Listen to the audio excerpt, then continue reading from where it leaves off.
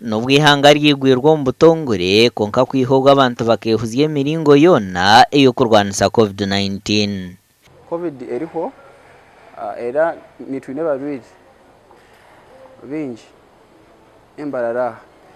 Okay, so nitugamba abantu ngu ebintu bya okujwara maske, okwoza mu ngaro, social distancing mubigarukeho.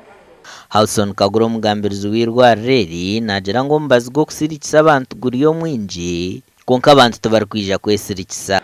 Yishka tukatongera doze zero kurenga mu 15 konka hati twaka kozise ona kimwe cya kabiri cya doze zeze.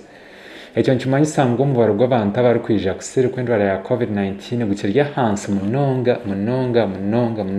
Okurga ekirwire cya COVID-19 kibarukaho mu ihanga irwariro rya Mbarara Referral Hospital rikatunga abarwire 161 hakafa 273 kandi ubwahata abarwire 53 nibo baherize ku bantu batunga COVID-19 kandi babiri ahari abo 8 batwire mu isolation center baherize ku bantu bafa. Ahabwa TV West de AGACENCWIRE.